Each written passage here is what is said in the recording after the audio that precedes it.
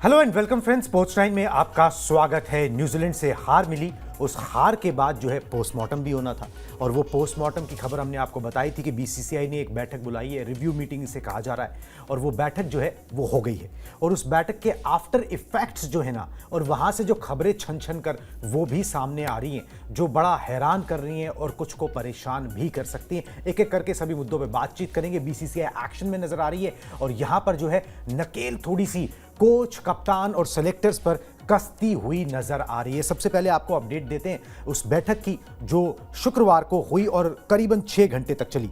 हार के 5 दिन बाद बीसीसीआई ने बुलाई रिव्यू मीटिंग। रोहित, गंभीर और अगरकर हुए इस रिव्यू मीटिंग में शामिल, उनको बुलाया गया। गंभीर जो है वो शामिल नहीं हुए थे, वीडियो कॉन्फ्रेंसिंग से जुड़े थे। 6 घंटे बैठक चली और गंभीर, जैसे मैंने आपको बताया, वीडियो कॉन्फ्रेंसिंग के जरिए इस बैठक में जुड़े। अधिकारियों ने, यानी कि बोर्ड के सचिव जयशा और अध्यक्ष जो हैं रॉजर बिनी ने यहाँ पर जो है कुछ मसलों पर जो है इन तीनों से जवाब मांगा। मोटे मोटे 3 अहम मसले थे जिन पर जवाब तलब किया गया। पहला कि मुंबई टेस्ट में रैंक टर्नर पिच क्यों दी गई, जबकि आप पुणे में इसी तरीके की पिच पर, स्पिनिंग ट्रैक पर थोड़ा सा जो रैंक टर्नर था उस पर आप जो है फ्लॉप हुए थे। जसप्रीत बुमराह को ऑल इंपॉर्टेंट मैच के अंदर जब आप एक सीरीज में एक भी मुकाबला नहीं जीते थे, व्हाइट वॉश का खतरा था, आराम क्यों दिया गया? क्या रीजन था? क्या वो अनफिट थे या फिर आगे का सोच के अपने आप ये फैसला ले लिया गया?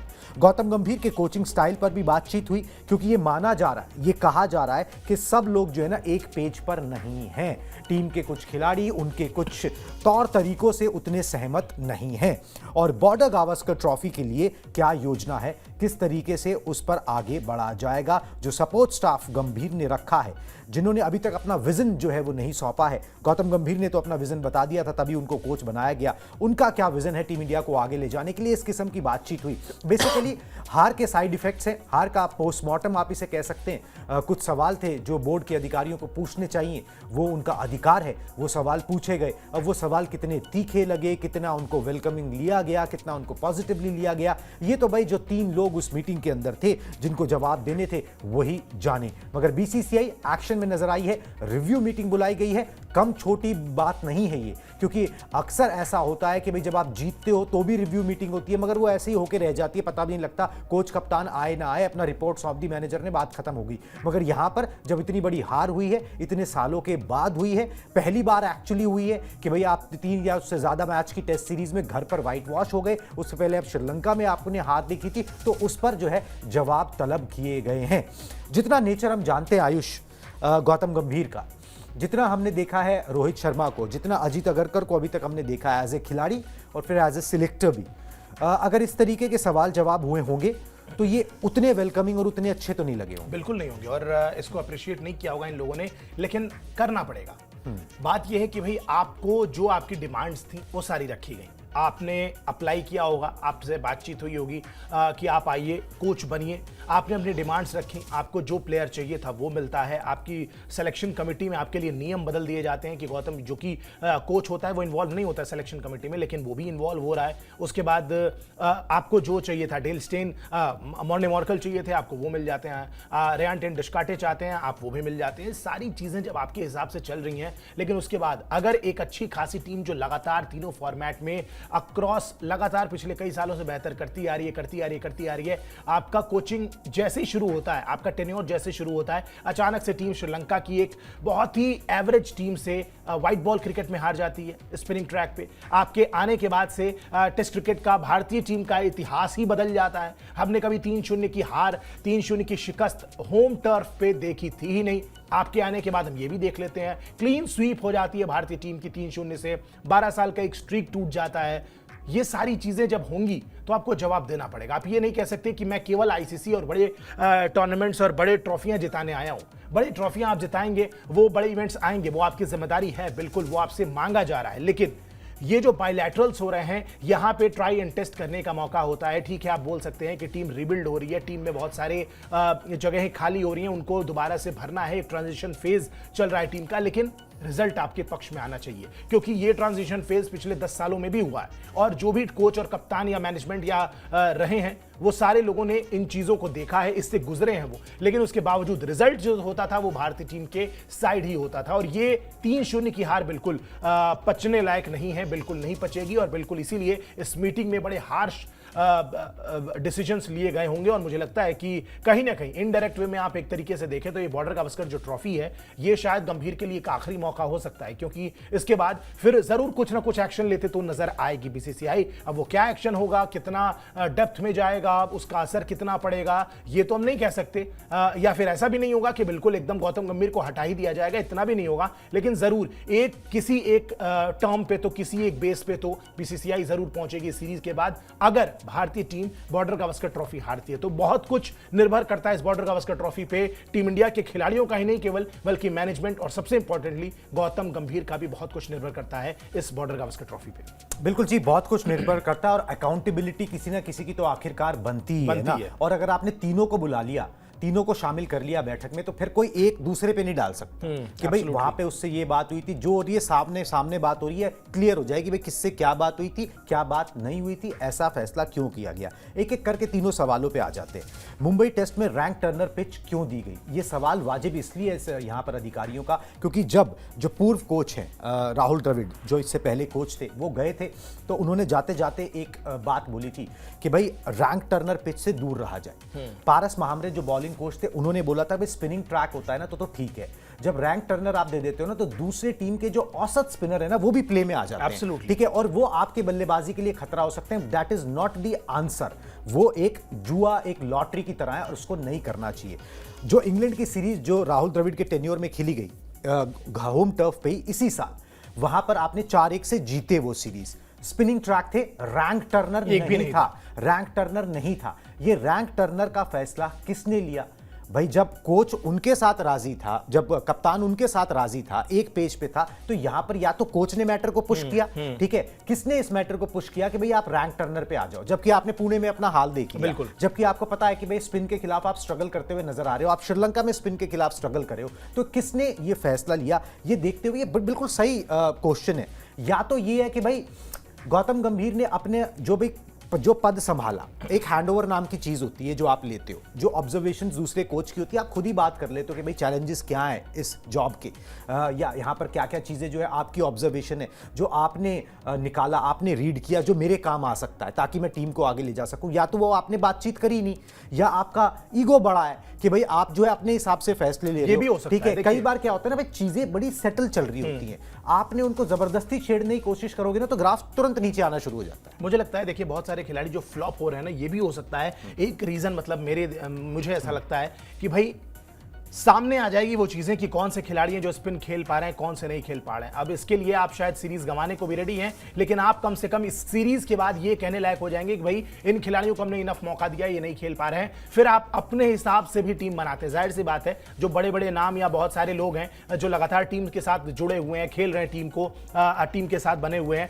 गंभीर आए हुए हैं, अपना कोचिंग स्टाफ बुलाया है, अपने खिलाड़ियों को लगातार पुश करते आ रहे हैं जो उनके फेवरेट्स हैं। हर कोच के साथ होता है, ऐसा कोई नई बात नहीं है। वो लगातार पुश करने के चक्कर में अब देखिए वाशिंगटन सुंदर आए, उन्होंने प्रदर्शन किया। हो सकता है लेट से अब विराट कोहली जैसे बड़े स्टैचर के खिलाड़ी को, रोहित शर्मा जैसे बड़े स्टैचर के खिलाड़ी को आप ये तो नहीं बोल सकते कि नहीं भाई इनको मैं टीम में नहीं सेलेक्ट करूंगा। तो आपके पास और क्या रीजंस हो सकते हैं? भाई रैंक टर्नर है, नहीं खेल पा रहे हैं, आउट ऑफ टच लग रहे हैं, इनको टीम से बाहर करो, और उसके बाद आप अपने खिलाड़ियों को भी घुसा सकते हैं। ये भी एक एस्पेक्ट हो सकता है। ये तो षड्यंत्र टाइप तो ये है, हाँ। आप कह सकते हैं ये एक एस्पेक्ट हो सकता है, क्योंकि जब आपको पता है, मतलब इसके अलावा मुझे तो कोई रीजन नहीं समझ में आता। जब आपको पता है कि आपकी टीम रैंक टर्नर पे खेल रही है, पुणे में क्या हाल हुआ टीम का, उसके पहले श्रीलंका दौरे पे आपके अंडर में टीम का क्या हाल हुआ, ये सारी चीजें जब आप कर ले रहे हैं, आपने देखा टीम का प्रदर्शन कैसा है, टीम हार जा रही है, परेशानियां हो रही हैं खिलाड़ियों को, उसके बाद भी रैंक टर्नर की डिमांड करना, ये क्या जाहिर करता है? इससे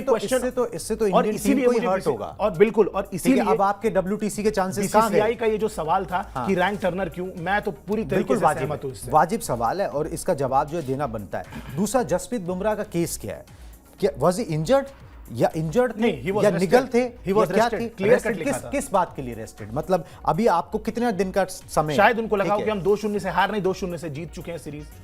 भाई अगर आप सीरीज हार चुके हो तो आपको लाज तो बचानी है ना। हाँ, बिल्कुल। आपको साख तो बचानी है ना।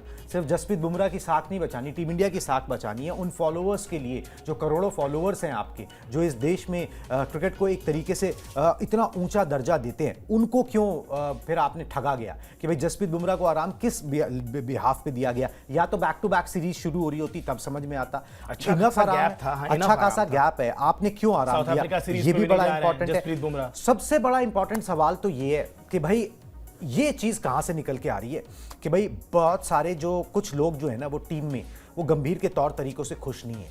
मतलब जिस तरीके से उनका कोचिंग स्टाइल है ना उससे वो खुश नहीं है। ठीक है, वो हो सकता है कि भाई कप्तान जो है वो कोच के साथ चल रहा हो क्योंकि एक मजबूत कोच है, मगर बहुत सारे लोग जो हैं वो एग्री नहीं कर रहे हैं जो टीम के अंदर है। अब ये कौन है ये तो सामने निकल कर नहीं आया, मगर इस पर बात हुई है कि भाई आप सबको एक पेज पर लेके चलिए। ठीक है, क्योंकि अंदर जो है कुछ लोग जो है वो ये आपके तौर तरीके से, जिस तरीके से आप डील कर रहे हो, जिस तरीके से आप टीम चलाना चाह रहे हो, जो भी आपका एजेंडा है, ठीक है, उससे वो मेल नहीं खा रहे। अगर इस खबर में हल्की सी भी सच्चाई है तो ये बहुत सीरियस खबर है। एब्सोल्युटली, बिल्कुल। देखिए, ये फिर हम पाकिस्तान क्रिकेट के तौर तरीकों की तरफ बढ़ते आ रहे हैं। हमने देखा पाकिस्तान क्रिकेट में क्या हो रहा है जब खिलाड़ी और मैनेजमेंट या आपस में जो 11 बंदे ग्राउंड पे उतर रहे हैं, अगर वो एक पेज पे नहीं है, कोच के साथ नहीं है, कोच के माइंडसेट, कोच की मेंटालिटी के साथ नहीं जा रहे हैं, तो फिर रिजल्ट्स आपके फेवर में कभी नहीं आएंगे और फिर एक से एक शर्मनाक हार आपकी टीम को मिलती जाएगी। रिजल्ट्स आपके फेवर में कभी नहीं जाने वाले हैं। और अगर ऐसा है तो भारतीय टीम के लिए तो बिल्कुल वो चीज़ शुरू हो चुकी है। आप श्रीलंका में सीरीज गंवाएं, आपने घर में 3-0 की सीरीज जो है वो गंवा दी है, क्लीन स्वीप हो गया आपका न्यूजीलैंड जैसी टीम से, जो आप कभी एक्सपेक्ट नहीं करते थे। तो कहीं ना कहीं आप पूरी तरीके से आप इस बात को मानेंगे कि भाई अगर इस तरीके की खबरें, और देखिए खबर ऐसे नहीं उड़ती, अगर कहीं चिंगारी थी तभी आग लगी है, और अगर ऐसी बात है तो ये बिल्कुल इसको बीसीसीआई को इसमें फिर इंटरवीन करना पड़ेगा। और राइट टाइम, बिल्कुल राइट टाइम है क्योंकि इंटरवीन करने का। बहुत पुराने भी हमने मसले देखे हैं, जब कोच और टीम की नहीं बनती है तो फिर किस तरीके की दिक्कतें होती हैं ये भी हमें समझ में आ जाता है। बिल्कुल ना, हम ज्यादा पुरानी बात नहीं कर रहे हैं। जब जॉन राइट का दौर आया, ग्रेग चैपल का दौर आया, जिस तरीके से ट्रांजिशन हो रहे थे, जब कोच और कैप्टन का और कोच और टीम का वो जो कोऑर्डिनेशन बेहतर जमता है तो फिर एक आधा हार पच जाती है, कोई दिक्कत नहीं है। राहुल द्रविड़ थे, जिस तरीके से उन्होंने अपनी टीम को लीड किया, जिस तरीके से कोचिंग मैनुअल थी उनकी, जिस तरीके से कोचिंग दी उन्होंने टीम को, at the end of the day हम लगातार हर चीज के फाइनल में पहुंचे। चलिए फाइनल हार गए, लेकिन फिर भी किसी भी फैन ने क्वेश्चन नहीं किया, डाउट नहीं किया, क्योंकि उनको पता था कि इंडियन टीम 2023 वर्ल्ड कप में कमाल की क्रिकेट खेल के पहुंची है फाइनल में। एक खराब दिन था और हम हार गए, किसी ने क्वेश्चन नहीं किया। और देखिए अंततः क्या होता है, एक्सटेंड करते हैं अपना थोड़ा सा वो कोचिंग का टाइम टेन्योर, और उसके बाद T20 वर्ल्ड कप हमारे हाथ में होता है। तो देखिए कहीं ना कहीं स्टार्टिंग से ही वो चीज समझ में आ जाती है कि किस तरीके से कौन क्या कर रहा है। और देखिए फेवरेट्स हर कोच के होते हैं, उनको हर कुछ खिलाड़ियों पे भरोसा होता है कि ये आएगा तो बेहतर करेगा, उसमें दिक्कत नहीं है। गंभीर अपने खिलाड़ियों को बिल्कुल अंदर ला सकते हैं, खिला सकते हैं, प्लेइंग 11 में अगर परफॉर्म करे तो बिल्कुल आपकी ही वाहवाही होगी। लेकिन इस चीज को ध्यान में रखना होगा कि हर टीम का एक कल्चर होता है। भारतीय टीम का कल्चर इस तरीके का शुरू से रहा है, जब भी आप खिलाड़ियों से ऊपर खुद को मानने लगेंगे, खिलाड़ी ज्यादा पावरफुल, खिलाड़ी ज्यादा पावरफुल है इंडियन क्रिकेट में, हमेशा से रहे हैं। बिल्कुल हंटर वाला काम इंडियन क्रिकेट में नहीं चला है कभी भी। बहुत सारे लोगों ने आके करने की कोशिश की, हमेशा निराशा मिली। ग्रेग चैपल, अनिल कुंबले, बिल्कुल वो काम जब करने की कोशिश की, रिजल्ट हमारे फेवर में आए ना आए, बुरा नहीं चाहता था कोई भी, बुरा नहीं चाहता था, सबको अंत में जीत चाहिए थी, रिजल्ट चाहिए था आपके फेवर में। लेकिन एक तरीका होता है, एक प्रोसेस होता है, और इंडियन क्रिकेट के कल्चर को जो समझ गया वो उसकी वाहवाही होगी। रवि शास्त्री बिल्कुल लीनियंट थे, बहुत सारे सवाल उठते थे कि भाई ये तो खुद ही इस तरीके के हैं, बहुत ही फ्लैम्बॉयंट हैं, कुछ भी बोल देना, ये कर देना, वो कर देना। At the end of the day team ने कोई भी सीरीज उनके अंडर में गंवाई नहीं, होम टर्फ पे 100% रिकॉर्ड के साथ गए। टीम ने कहां जाके ऑस्ट्रेलिया को 2 बार हरा दिया। उसके बाद इस तरीके से टीम बनती है ना, आप जब खिलाड़ियों को छूट देते हो। और इंडियन क्रिकेट में आखिरकार जो ना इस लेवल पे कोचिंग जो होती है ना वो बेसिकली मैन मैनेजमेंट है, ठीक है, उसके अंदर आपको स्किल सिखाने नहीं होते। चलिए जी, इसी से जुड़ी ना एक और खबर निकल कर जो है वो छन कर आ रही है। अब कितनी सच है ये हमें नहीं पता, मगर ये हमने क्वेश्चन मार्क के साथ आपको जरूर बता रहे हैं कि ऑस्ट्रेलिया दौरा खराब गया तो गंभीर पर गाज गिर सकती है, उनकी कोचिंग पर गाज गिर सकती है। बीसीसीआई ले सकती है गंभीर की कोचिंग पर कोई बड़ा फैसला, गंभीर से छीना जा सकता है टेस्ट टीम की कोचिंग का पद, और वीवीएस लक्ष्मण को बनाया जा सकता है टेस्ट टीम का कोच। ओडीआई और T20 मतलब व्हाइट बॉल में फिर गंभीर रहेंगे और वहां पर वीवीएस लक्ष्मण रहेंगे। गंभीर की कोचिंग में भारत का न्यूजीलैंड ने जो है व्हाइट वॉश कर दिया था। अब जितना मैं गौतम गंभीर को जानता हूं, अच्छी खासी बातचीत मेरी उनसे रही है, अभी भी है, मुझे नहीं लगता कि अगर ऐसा कुछ हो गया तो वो कोई भी पद पे रहने वाले हैं फिर, ठीक है। ये तो वो पर्सनली ले लेंगे ना, मतलब उस तरीके से कि भाई आपने तो मेरे स्किल पर ही, ठीक है, मेरी काबिलियत पर ही सवाल उठा दिया अगर ऐसा हो गया तो। मगर अगर ऐसी बातें हो रही हैं तो फिर ये वार्निंग साइंस, अलार्मिंग साइंस जरूर है कि भाई अगर आप नतीजे नहीं दोगे तो ये टीम वो नहीं है कि भाई चलती चली जाएगी, ठीक है। इस टीम ने बहुत हाई स्टैंडर्ड सेट किए, नतीजे दिए, वो नतीजे आने ही चाहिए। अगर वो नतीजे नहीं आएंगे, आप भी आए थे तो आप बड़े सपनों के साथ आए थे और आपको बहुत बड़े सपनों के साथ जो है ये कोचिंग दी भी गई। अगर उसके अंदर ग्राफ नीचे गिरेगा तो फिर इस तरीके की खबरें आएंगी और इस तरीके की हो सकता है कि बीसीसीआई इस मसले पे सोच विचार भी करने लगे। वैसे मुझे नहीं लगता कि इतनी जल्दी ऐसा कोई सोच विचार सामने आएगा, मगर फिर भी अगर इस तरीके की बातें हो रही हैं तो ये चर्चा जो है ये अलार्मिंग है, बिल्कुल अलार्मिंग है। और देखिए मतलब मैं कहता हूं गौतम गंभीर, अब चाहे उसको ईगो वाली बात हो या जो भी बात हो, लेकिन देखिए प्रोज एंड कॉन्स दोनों चीजों के होते हैं। एक बात को आपको समझना पड़ेगा, केवल भारतीय टीम चूंकि एक सक्सेसफुल टीम है, हर फॉर्मेट में उसने बेहतर किया है, इसका यह मतलब नहीं है कि जाहिर सी बात है अगर मुझे भी कोच बना के भेज दिया जाए, एक बात कहता हूं, हाइपोथेटिकल सिचुएशन है, मैं भी कोच बन जाऊंगा ना, बहुत इजी है। भारतीय टीम के खिलाड़ी इतने मैच्योर हैं, इतना बेहतर प्रदर्शन कर रहे हैं, मुझे पता है कि भारतीय टीम खेलेगी, जीतेगी, मेरा भी नाम हो जाएगा। तो अगर आप ये सोच के बस कोचिंग में आ गए कि हाँ इंडियन टीम तो अच्छा कर ही रही है, कोच के तौर पर मेरा भी एक अपलिफ्टमेंट हो जाएगा, मेरा भी नाम हो जाएगा, ऐसा नहीं है। अगर एक टीम है जो लगातार बेहतर प्रदर्शन कर रही है, ठीक है, उसके प्रोसेस अच्छे हैं, उनके खिलाड़ी अच्छे हैं, सब कुछ अच्छा है, मैदान में अंततः at the end of the day खिलाड़ियों को ही खेलना होता है, लेकिन अगर वो टीम फिर हारने लगती है अचानक से, जो इतना बेहतर करती आ रही है पिछले 5-7 सालों से तीनों फॉर्मेट में, अचानक वो टीम घर में सीरीज हार जाए, व्हाइट बॉल सीरीज हार जाए, श्रीलंका जैसी टीम से हार जाए, तो फिर सवाल उठेंगे और उसके बाद फिर आप पे क्वेश्चन उठेगा। और यहाँ पे सीधा सा मतलब यही है कि भाई या तो आप उनको इंस्पायर नहीं कर पा रहे, या आप उनको मोटिवेट नहीं कर पा रहे, या आप उन्हें ठीक से रख नहीं पा रहे, कुछ ना कुछ तो गड़बड़ है ना। ऐसे रातों रात चीजें नहीं बिगड़ती हैं। और आईसीसी ट्रॉफी जीतने का ये मतलब नहीं है कि बाकी बायलैटरल्स पे आप बिल्कुल ध्यान ही नहीं देंगे। और ये भाई आप तो ये टेस्ट मैच जीत के ही उस ट्रॉफी के फाइनल में पहुंचोगे ना, नहीं तो टेस्ट मैच जीतोगे नहीं तो वो डब्ल्यूटीसी के फाइनल में पहुंचोगे कैसे? सीरीज हार के एक ट्रॉफी से तो आप लगभग वंचित ही हो गए हैं अब एक तरीके से। डब्ल्यूटीसी का फाइनल जब तक कोई ऑस्ट्रेलिया में चमत्कार नहीं हो जाता है, आपने खुद को मुश्किल में इस सीरीज को हार के डाल दिया। 5 ट्रॉफियां आपके टेन्योर में, जितने साल का आपका टेन्योर है कोचिंग का, जो एक कॉन्ट्रैक्ट हुआ है उसके तहत आपको आपके अंडर में 5 ट्रॉफियां आने वाली हैं। बिल्कुल ठीक है, एक ट्रॉफी आप ऑलरेडी लगभग गंवाने की स्थिति में पहुंच चुके हैं, इसमें आपने खुद को ही डाला है। तो भाई सवाल किससे होगा? आप ही से होगा ना।